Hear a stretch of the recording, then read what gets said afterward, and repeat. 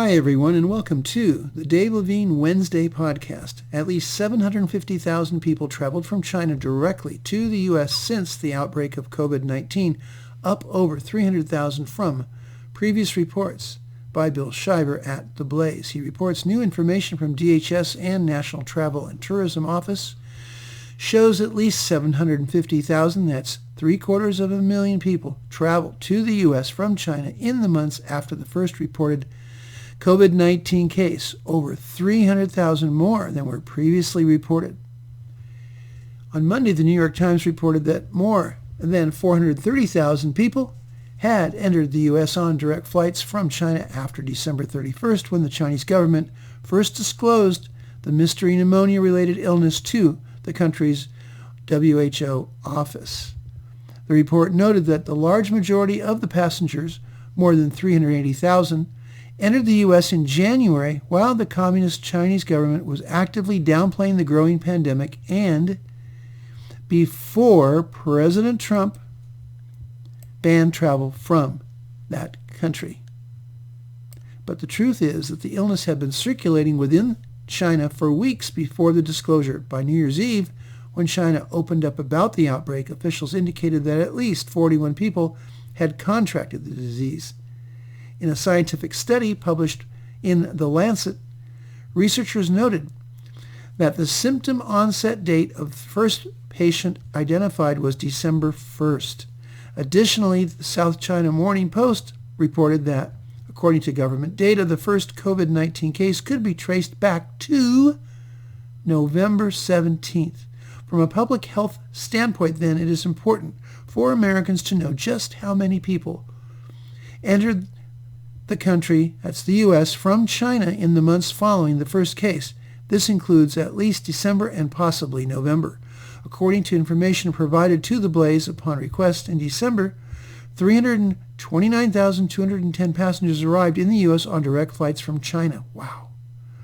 When added to the 430,000 reported by the Times, that number exceeds 750,000. In part, if part of November's total is included, the number jumps closer to 1 million. Moreover, the figures listed above do not account for the number of passengers who arrived indirectly departing from China on itineraries that stopped in a different country, such as South Korea or Japan, before landing in the U.S.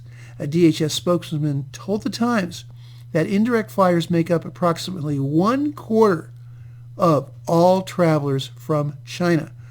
While Chinese obstruction has hindered the search for the true patient zero, there is good reason to believe that the outbreak began much earlier than initially reported. And if hundreds of thousands of travelers were flooding into the U.S. from China at the early stages of the outbreak, there is good reason to believe that the virus touched down in America much sooner than January 21st, when the first confirmed case was reported here.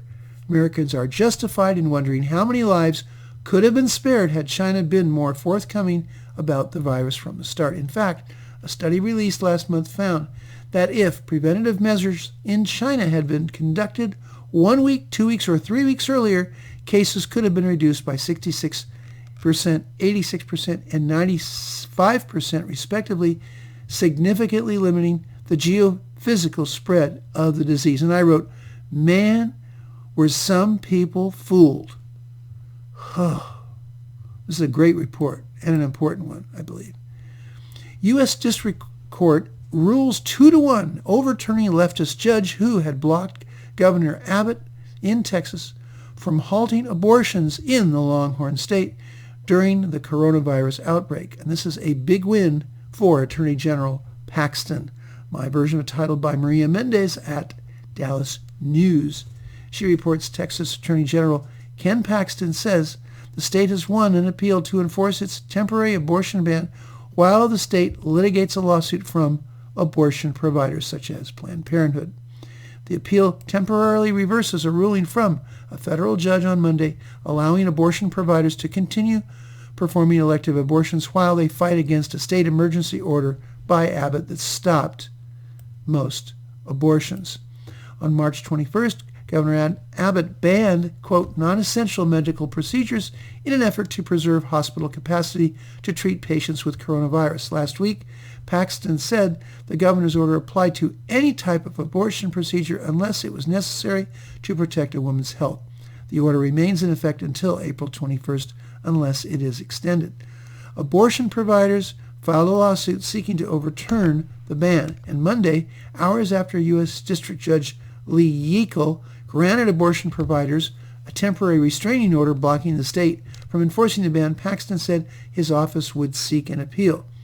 In a split decision, a panel of 3 federal judges from the 5th U.S. Circuit Court of Appeals ruled to temporarily stay or block Yeakel's order to consider arguments from abortion providers suing the state and other parties involved in the lawsuit. Paxton claimed a victory from the 5th Circuit stay on Twitter on Tuesday afternoon. Yeakel's decision, Dennis said in his dissenting opinion, that not allowing abortion providers to continue operating under the state's emergency executive order will cause, quote, irreparable harm. He added the executive order issued by Abbott for non-essential medical procedures to be postponed exempts procedures that do not require hospitals or personal protective equipment, despite Paxton's warning that abortion providers could face fines of $1,000 or 180 days in jail for performing elective abortions under the order. In their lawsuit, abortion providers argue the medically induced abortions through pills do not require hospital gear or the masks and gloves of which the state has been facing shortages of. The coalition of abortion providers leading the suit will have until 8 a.m. Wednesday, that's this morning, that's Central Time, to contest the stay order, and other states can file briefs, the stay order says. The coalition includes Planned Parenthood clinics, the Brookside Women's Medical and Health Centers, and Southwestern Women's Surgery Center in Dallas, and Dr. Robin Wallace. And I wrote, this is good news now if only Governor Abbott would begin enforcing SB 4 and force the 10 million illegal aliens in Texas to self-deport back to Mexico. Next story. Denver doctor. Hydrochloroquine and antibiotic successfully treated coronavirus patients. This is a report by Penny Starr at Breitbart. She reports a family practitioner in Denver said he has used hydroxychloroquine combined with an antibiotic to treat several patients for coronavirus and that they, quote, all did well, unquote. Dr. Konstantin Tsamisfiros, who had been in practice for almost 50 years, told a local CBS affiliate that he prescribed a combination of hydroxychloroquine and an antibiotic. He added that despite the debate about the drug, he said common sense and science informed his decision. He told CBS 4 that he told patients about the possible side effects. The doctor said because he is on the front line treating coronavirus patients, if he is infected, he will use the drugs himself. When asked if he would continue to treat coronavirus patients with the drugs, Tsamisfiros said, absolutely. I jumped ahead of myself a little bit on that, so let me finish the story. Known as Plaquenil, and an antibiotic, azithromycin, of course, that's also known as Z-Pak, to about a dozen patients over the last few weeks. They all did well, he said in an interview. They seemed to reverse their symptoms in a day or two. The doctor said he absolutely believes the medicine worked. If they're drowning, you either pull them out of the water or at least throw them a rope to come out. The medication has been used for years to treat malaria, lupus, and rheumatoid arthritis. But in March, a French researcher in Marseille, Dr. Didier Raoult, claimed he had successfully treated, I think it was 20 COVID-19 patients with hydroxychloroquine. Other researchers and doctors have expressed skepticism over the methodology of the French study, noting a lack of controls, checks, and balances. The drug can also have significant side effects and can cause fatal heart problems. Tsamisfiros said he began prescribing it to patients with coronavirus symptoms 3 to 4 weeks ago since there was nothing else available. Quote, on an outpatient basis, there is really nothing to offer our patients. Until we have something documented, or better, this is a fallback and we should not be depriving our patients. We certainly don't want to deprive a patient that might be drowning in an inflamed lung situation of any kind of help or assistance, Samosferos said. Well, I wrote, I'm coming around to supporting the use of hydroxychloroquine and Z-Pak for infected patients. However, it may not help the ones who are already on respirators. More studies are needed, but obviously it's helping some who are infected. Have a great day. I'm Dave Levine.